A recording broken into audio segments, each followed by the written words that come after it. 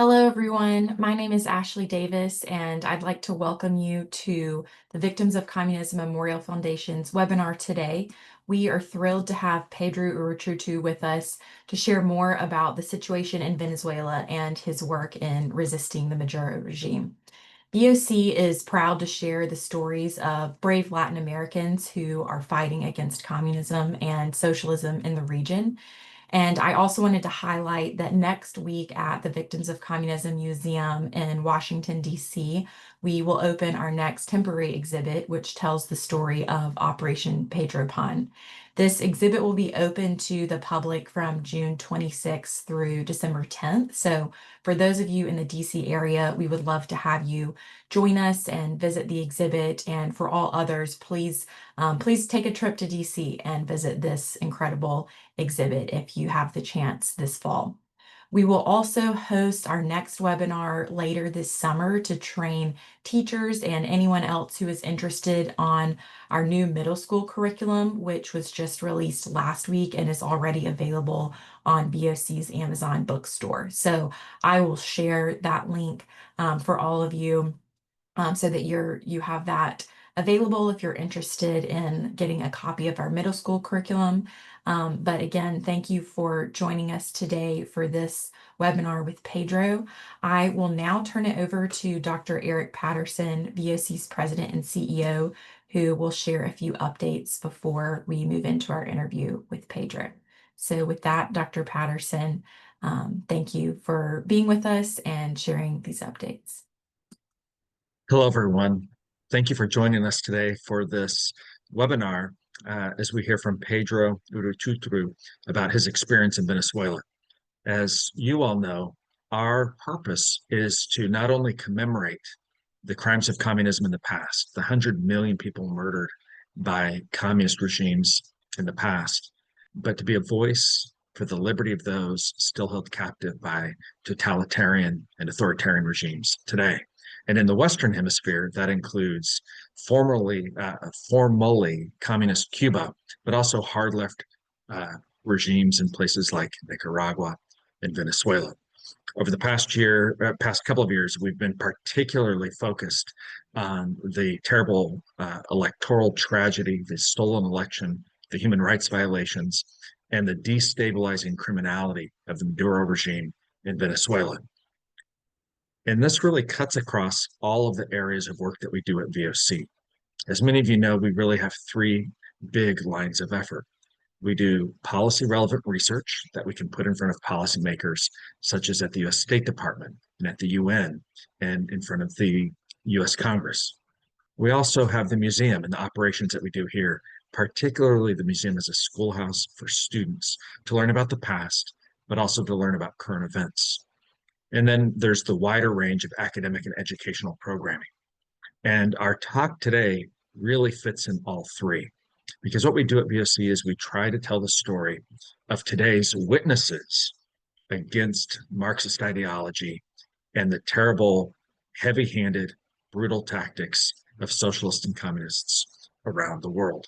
And so that's what you're going to hear about. But I want to just let you know, because so many of you are supporters to us, that your support allows us to do formal video interviews and reenactments with witnesses. Many of you have seen those on our Witness Project YouTube page. It allows us to bring these speakers to Washington or to take them to college and high school campuses, literally across the country, to tell their story firsthand to students. And in the year ahead, it's allowing us to not just document these stories, but to move towards digitization in the form of graphic novels and comic books and those types of things to try to tell these stories of heroism and seeking freedom to a much wider and younger audience. So thank you for those of you who help us do this. Well, I'm delighted today that my colleague here at VOC, Ana Leca Hamada, who is the Deputy Director of our Latin American Studies program, will be providing the interview with Pedro. And let me just say that many of you stopped in last year and saw our temporary exhibition on the victims of Marxism in Venezuela. Many of you saw the setup that we had to show how the elections were stolen, how the voting machines worked in July of 2024. Ana led that initiative. Her team, led by Yuri Perez, also published 5 major reports on human rights violations last year. They published more than a dozen op-eds. We provided congressional testimony and a lot more. So I'm very, very proud of Ana and the wider Latin America Studies team that we have here at VOC. So without further ado, Ana, over to you.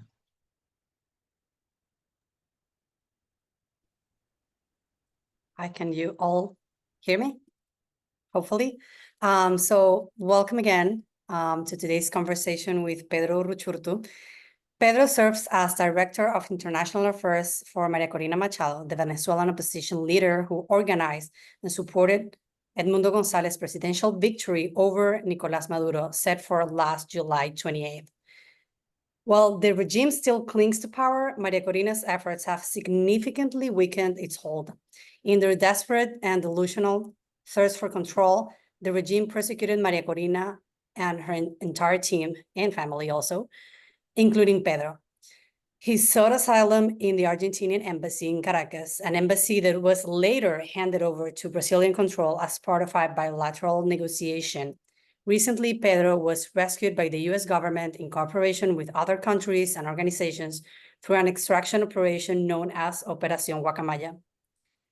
Pedro also previously served as vice president of the International Federation for Liberal Youth and as a member of the board of directors of the Latin American Liberal Network, an organization advocating for free markets and individual liberties across the region. Without further ado, hi, Pedro, how are you? Hi, my pleasure. Thank you, Anna. First of all, I want to thank victims of communism, Eric, you, Anna, Ashley, Hernan, and everyone who made this conversation possible. Your support is really important. I'm good. I'm good. Alive. That's important. Processing all that we lived in the recent weeks, but yes, we are okay. Keep fighting. Committed with the main goal that is the freedom of Venezuela and, of course, of our region. So our first question, before I start the questions, I just wanted to know all the audience that if you have any questions, just put them in the Q&A box. And after a few questions, I'll check on them and see how, include those questions in the interview. Thank you very much for everyone for participating. So I wanted to step back a little bit and start at the beginning. How did you got involved in politics and with the opposition in Venezuela? Well, I was a student. I was beginning the university. I studied political science. So, I think that since I was children, I remember the day when Hugo Chavez won the election in Venezuela. I was 8 years old. And I remember the reaction at home. It was like, disappointment, fear. That reaction from my family made me thinking about what could be next in that moment. And definitely then in high school, but mainly in the university, I decided to get involved in politics. Initially in the university politics, and then after that involving with national politics, in this case with Maria Corina. I remember I was a volunteer in the campaign of 2012 election, the presidential election, and then in the 2013 election after Chavez died. And yes, that's why I decided to do politics. I felt in that moment like it was needed. I wanted to be part. I wanted to be an actor on this process. And I began in Vente Venezuela with Maria Corina in 2012, during the first year of the party. We were creating the party, and since then I'm a member of Vente. So it has been my political party since the beginning. It's a center-right party. I have been with Maria Corina for many years. I have seen her, growth and how her leadership has been growing in the recent years. And I'm so proud of we have done and what's next. So what exactly does your team do? I feel like since you have to like cover so many things, you probably do from campaigning to the coffee every day, like a lot of stuff. But can you tell us the main task that your team does? Yeah, well, the first thing I would like to say is that I decided to enter in politics because I see politics as a self-defense action. If you don't get involved in politics, it's really hard to defend yourself about what power does to you. And that's what the main reason I decided to do politics. Um, and I mean, I have been in many tasks and actions during my career in the party. I mean, I was the national training coordinator during 5 years. I traveled around all Venezuela, training people on democracy, human rights, individual liberty, and human rights in general.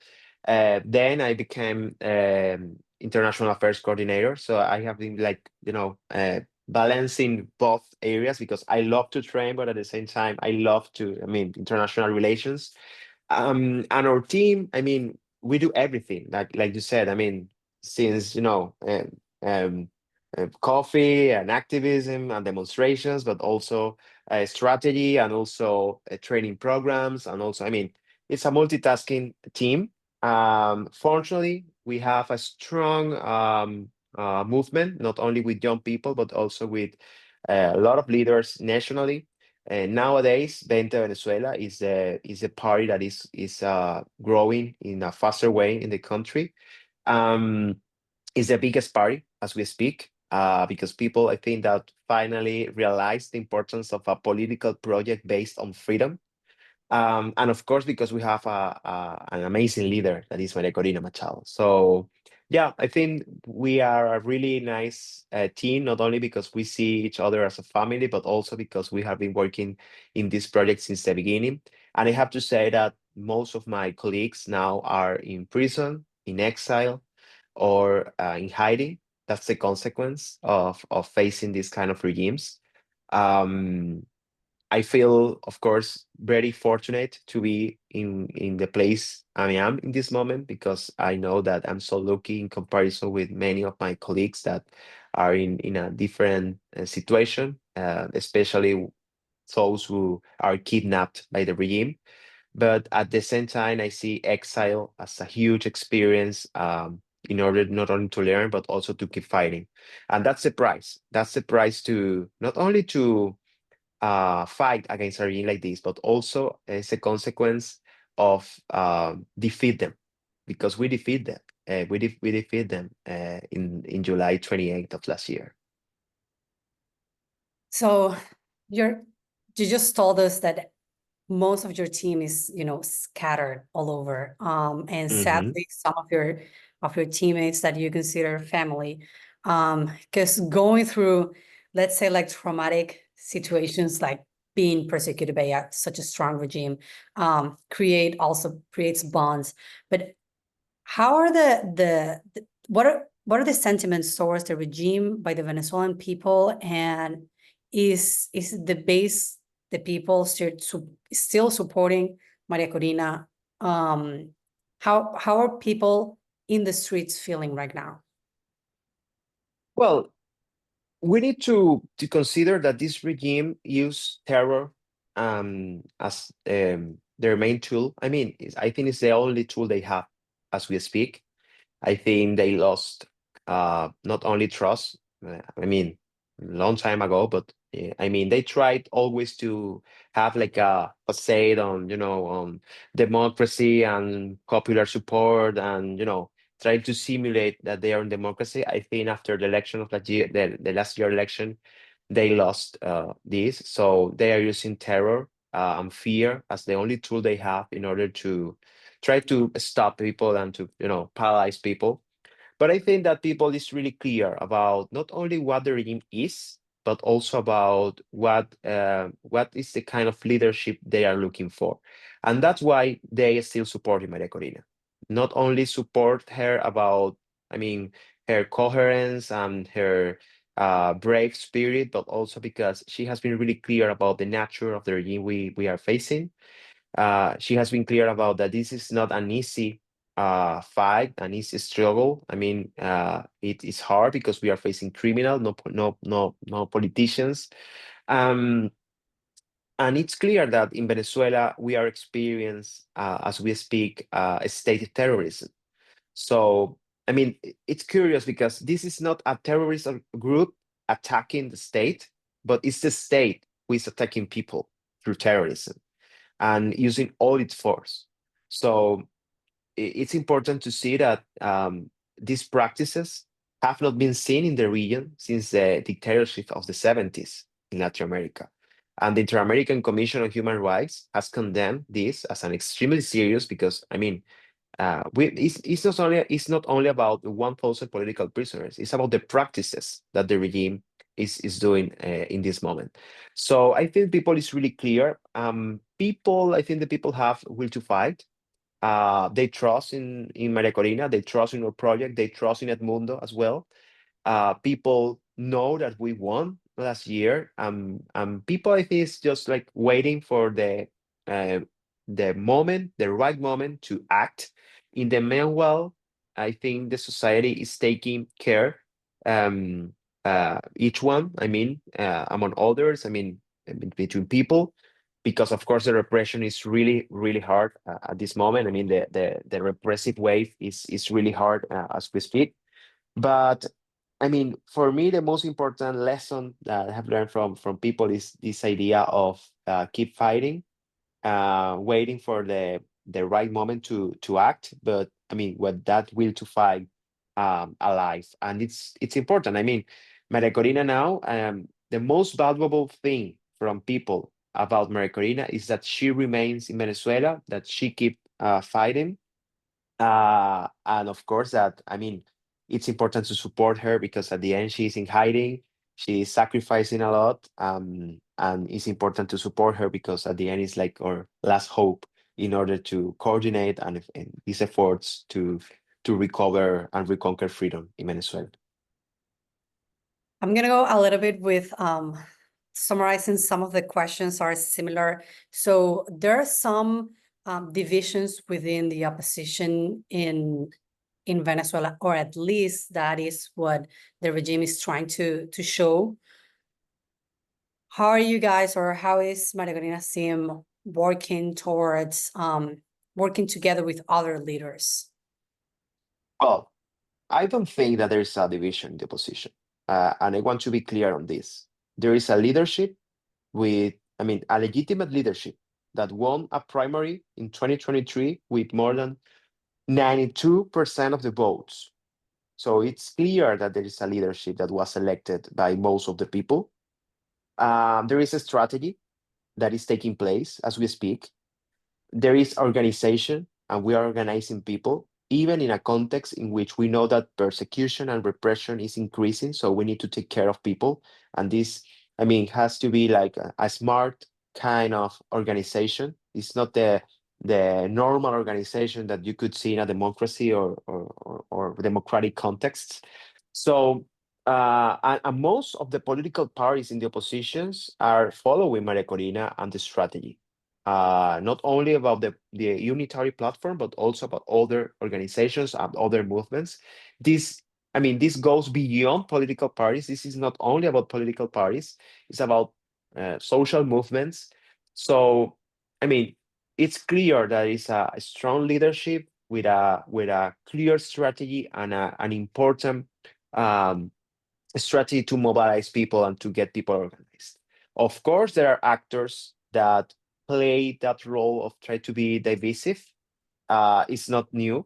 This is the kind of actions of these regimes. We have seen this in Cuba, in Nicaragua, and other places. It's a normal practice of to create, these false oppositions movements, trying to see that there are many oppositions. I mean, the regime in Venezuela always says that there are the oppositions, like in a plural way.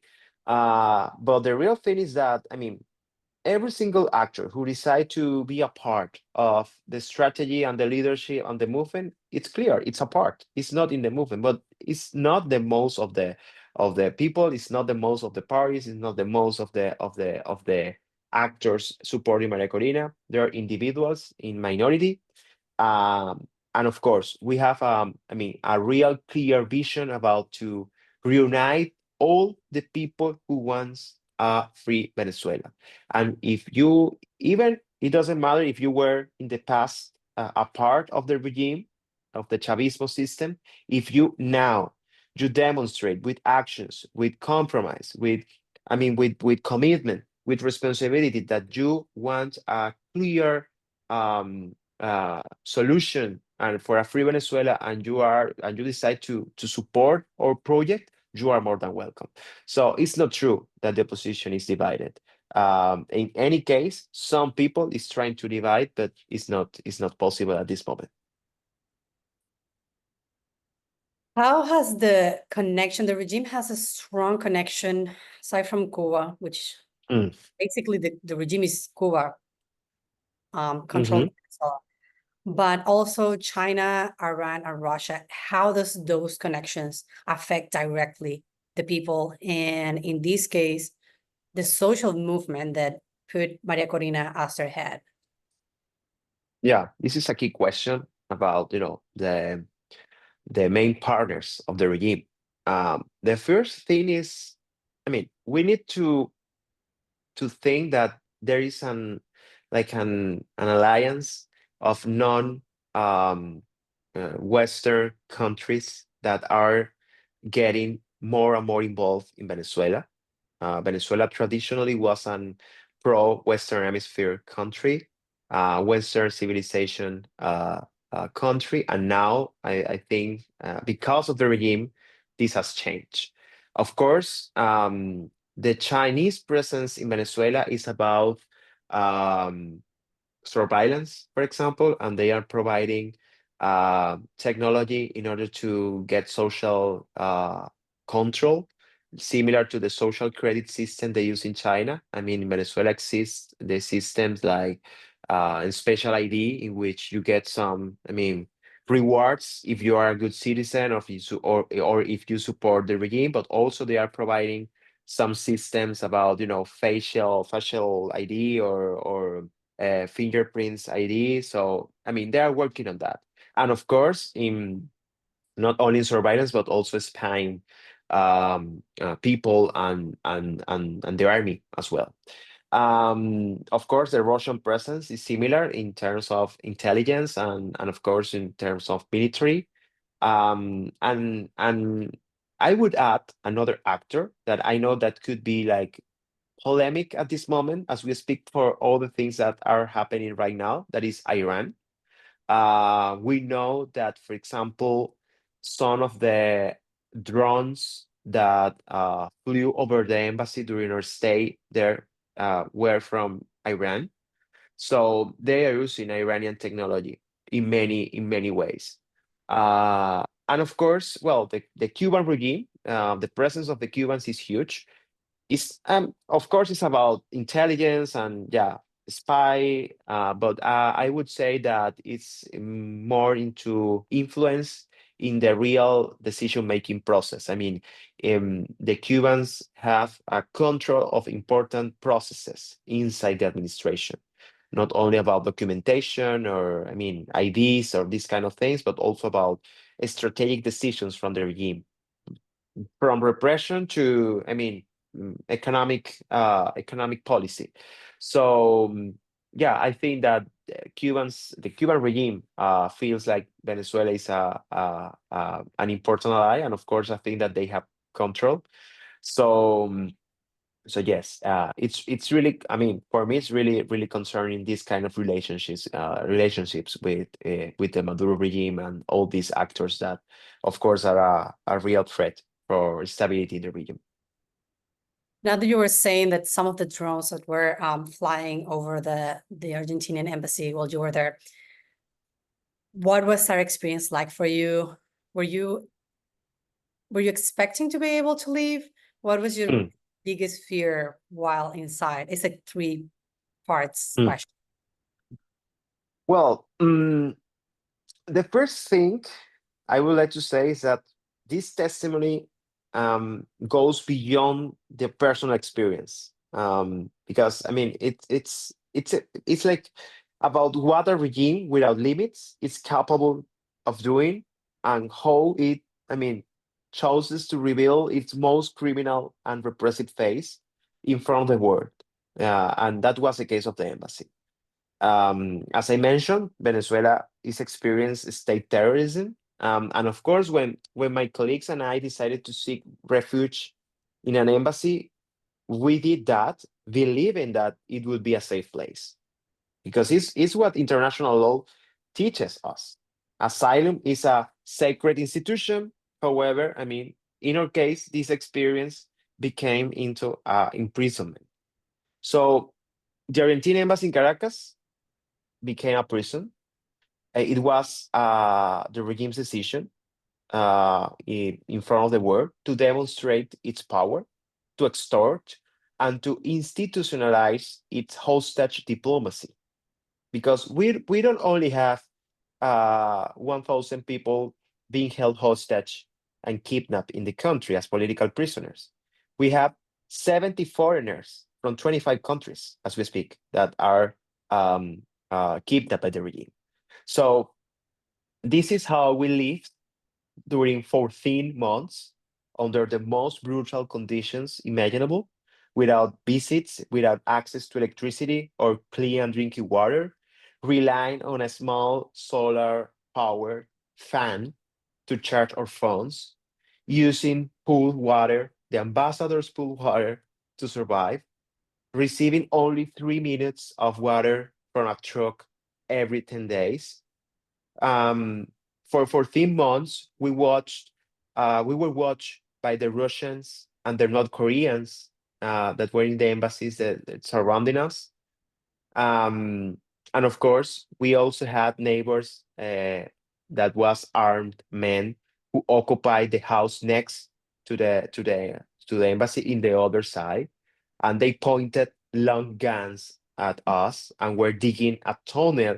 And this is important because after escape, we got information that they were digging a tunnel to extract us and make us disappear while claiming we had escaped. That was the real plan. So we endured 14 months surrounded by more than 8 checkpoints permanently. And the most important thing is that in a first part of our situation, we decided to resist, because you only have two options in that kind of context. Or you resist, or the regime can break you and simply surrender. In our case, we decided to resist, and then we choose to escape. And we decided because it was better to risk dying in the attempt than to remain in that embassy, because we knew that in that embassy death was certain and the danger even greater. And we did it. Of course, with the help and the support of the United States and other partners, we managed to escape. And the most important thing, it was defying the system and confronting in their faces. So for me, this only confirms that the regime is weak, no matter how strong they try, to appear.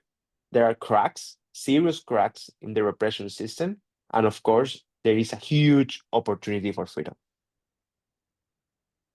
Well, that sums up a lot of what I asked. But what is the next step for the Venezuelan opposition? You were talking earlier about waiting for the right moment again. And I know in political sciences, we call it momentum.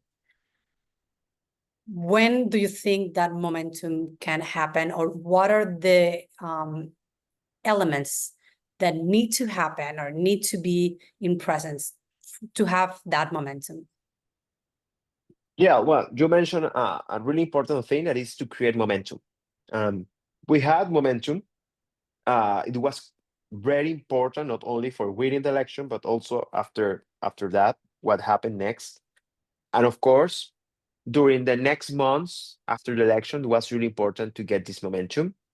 Of course, the repression has been brutal. So that means that people, it's normal to feel like, scared, or of course it's really uh, uh, difficult to organize again. But the good thing is we have a strong movement and strong organizations that I mean came from the the electoral process, because it's all the people who were involved there, and now we are organizing them in a micro movements,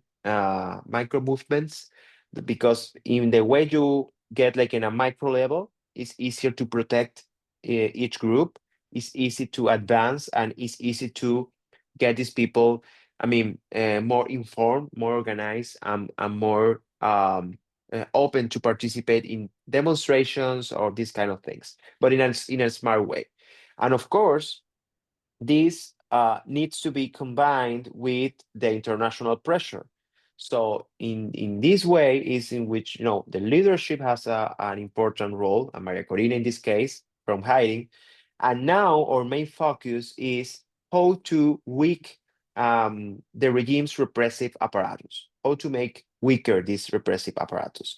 The less money it has to fund repression, the more capacity people will have to organize and to go to the streets and demonstrate in many ways. So, as I mentioned, we have a solid strategy that combines, this international pressure, from key actors like the US, and not only from the financial system. When this kind of, for instance, the oil licenses and these kind of things, but also about law enforcement, international justice. To make the regime accountable for their crimes. It's really important. And at the same time, organizing people inside in a smart way in order to get ready for, put all this pressure, this coordinated push from the leadership in order to create a new momentum. It's not easy. We understand the kind of regimes we are facing, but it's clear that the people are willing to fight, and we are getting ready for this. So we're talking about the repression apparatus, and that of course includes the armed forces, every type of, etc. I think mainly is SEBIN and DGCIM, which for those who don't know are different organizations of police that are in charge of most of the torturing happening in the country. Aside from the economical part, which is very important, if they don't have money to buy them, it's going to be harder to convince people to torture others for free, let's say, or for less money. How else can the opposition crack over those institutions? Well, the first thing, that cracks, I think that mainly should come from within the regime side. And we are seeing that, to be honest, not only in our operation, but also in many cases that we know that there are cracks in that sense. Of course, this is not enough. We need also a leadership that could send the right messages in the right moment in order to create that momentum from within. And of course, we need to make the exit costs from the regime at a minimum level. If they decided to leave, the cost should be the minimum, because it's an incentive to leave power. But if they decided to stay and to remain, the cost should be higher in a maximum way. The cost of remain should be higher than the cost of leaving. And that's why it's important to send the right message in the right moment. We are working on this. As you can imagine, I can not bring some details in this conversation, but what I can say is that it's clear that not everyone in the regime is happy with what's going on. They know about the high cost that repression has and the consequence it has. in not only by international law, international justice, but also internally, because it's about reputation, it's about the future of many officials that maybe could think in a, to get an official career and to get better positions in the future. So yeah, I think it's a mix of this, but it's about incentives. And this kind of regimes, when you see this kind of, many groups that could crack from within, is when you need to send the right incentives and to offer the right incentives to them in order to act. All right, I'm gonna shift a little bit the topic. So to talk a little bit more in general about Latin America. We see some authoritarianism, not only Cuba, Nicaragua, and Venezuela, which are like the three evil triplets. And I mean that about the governments and not the countries or their people. I'm Venezuelan, so I would never think that about our people, but definitely the regimes are terrible. But we're also seeing some countries shifting again to this type of regimes, like Brazil, which is, heading towards socialist dictatorship. There's the scandal with the repression of freedoms of speech, a lot of corruption on their judicial system. And then we see Colombia, that sadly with President Petro, which is a known collectivist, former guerrilla member, and his policies are increasingly dangerous. We see guerrillas group growing stronger and fighting each other in not only in rural areas, but also urban areas. And just, I think it was last week, if I'm not mistaken, the opposition candidate and also Senator Miguel Uribe Turbay survived. I don't know how, and apparently he's doing better.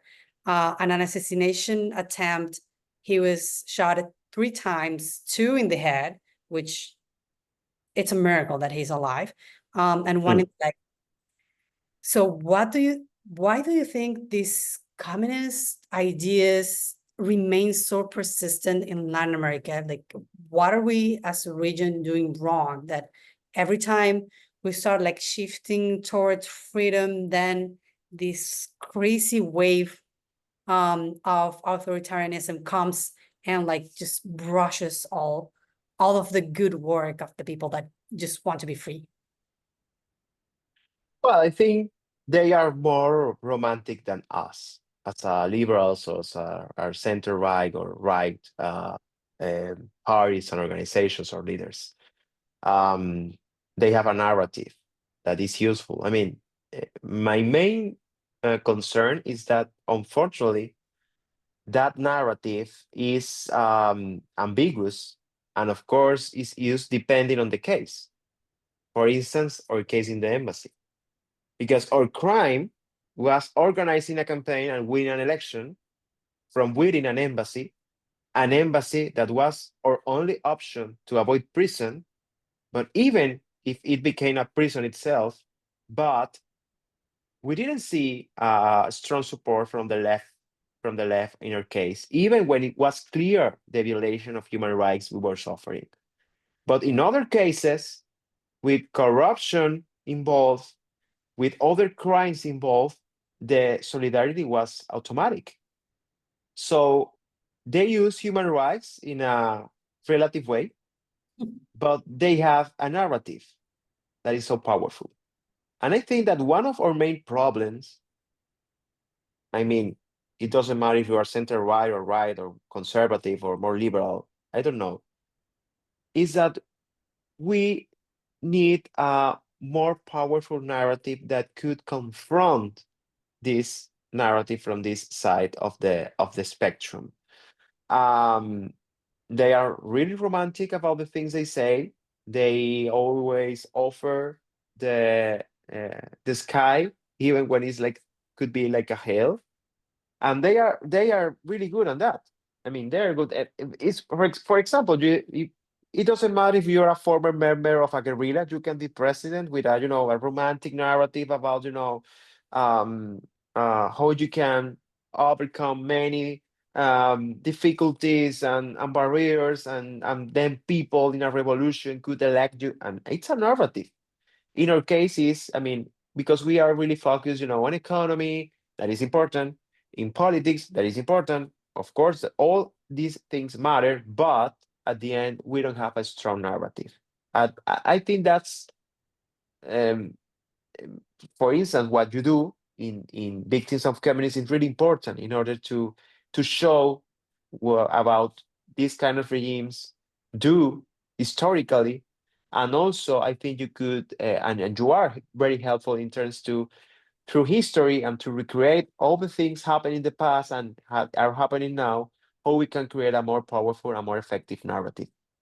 And of course, I think that this has to be about the social narrative. I mean, how they connect with people, how they connect with young people. So I think yes, we have good solutions, but maybe not so well connected or so well communicated to people. So I think we need to work on this. But the good thing is that at least we have our experience in Venezuela with Maria Corina, because she offered a free market model, a freedom-based model, a self-responsibility model, and people decided to support that because she could connect this with the idea of human dignity, the idea of, this romantic narrative about reunite people, reunite family, about you can get your own things if you work hard, and you will be rewarded on this. And if we trust each other, if we build a strong society based on respect, on freedom, this is possible. Also, we have the case of Argentina with Milei, a president that is, yes, focused on economy, is focused on free markets, but with a clear vision about who is the enemy and how we can defeat that enemy. So I think we have important examples in the region. I think we are improving. That's the good news. We are improving, but we need to do more on this. Final question. What do you think is the role of the United States into preventing or helping prevent these authoritarian ideas to spread in the region? Because I believe that U.S. foreign policy towards Latin America, aside from being very fluctuant throughout the years, not only because there's a healthy change of presidents, but also because I don't think they have been like strong foreign policy towards Latin America in some decades. What do you think should be that role of the United States, or what should be like added to that policy? Well, I feel optimistic about Secretary Rubio. I think he knows very well the region. He knows very well Latin America, but also Venezuela, Cuba, Nicaragua. I think he has a right vision on, this vision on security, and security on the Americas, to get a secure hemisphere, and that's good. It's important to get this leadership in the State Department. We need also to understand that in many contexts in Latin America, we are facing criminals, not politicians. This needs a strong leadership, making right decisions in the right moment in order to push this regime, to make them clear that many countries and many actors are capable and are willing to put order against this kind of disorder and criminal dynamics. I'm sure that the State Department, as right now, understands very well what means to maintain Cuba, Venezuela, and Nicaragua in power. They know that. They know about the threat it represents for the hemisphere. And I think they have the tools, not only the experience, but the tools. Of course, as you mentioned, Latin America probably was not a priority in the last decades, but I think that now it's clear that after many things we are seeing, including migration, that is a big issue, and in which we have been really clear with the administration about that. If you want to stop migration from Venezuela, you only need to do one thing: help us in order to change the regime, a political change. If Venezuela change, you immediately will stop the migratory or the migration problem, because at the end, what we need is to people feel like they have a country in which they can live freely and they can develop their own life project. And that's why they go to the United States. So in the meanwhile, yes, we are working for that, and we know that the US could be an important ally. We are also asking them, in order to protect these Venezuelan people, that most of them are innocent people that are in the United States after escaping the regime, after fleeing because they were, I mean, in a really rude situation about their lives. So meanwhile, let's try to protect these people, but at the same time help us in order to recover democracy and freedom. And that will be the best migration policy you could get from Venezuelans. And it's the same with Nicaragua and Cuba. I mean, if you help in order to defeat these regimes, in order to create political change, most of the problems will be solved in the region, because the influence of external actors like China, Russia, Iran, and other ones will stop in a very quick way. And of course, with democratic Venezuela, democratic Cuba, and democratic Nicaragua, you will get reliable partners in order to develop a region based on security, on freedom, and stability. So I think one option is what we need, and it's really clear. Yes, and of course, it's supporting leaders that are in every of these countries, of course. Yeah. Thank you, Pedro. Muchas gracias. I'm gonna shift back to Ashley now. Thank you very much. Thank you, Anna, for conducting our interview. And thank you so much, Pedro, for your time and your insight. We are really grateful, and it's great to hear this firsthand testimony about the situation in Venezuela and in the region. This will now conclude our webinar and our interview with Pedro. And wanted to highlight again that we will host our next temporary exhibit at the VOC Museum starting next week. We will host our next webinar, teacher training on our middle school curriculum later this summer. So we will announce that date very soon. And then also coming up this summer is our Captive Nations Summit at the museum on July 14th.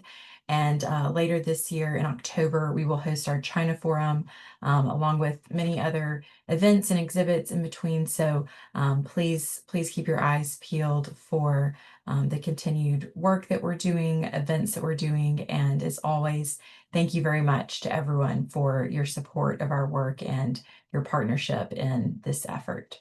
Thank you again for joining us for the webinar today. Thank you again, Pedro and Anna, and hope you all have a wonderful day.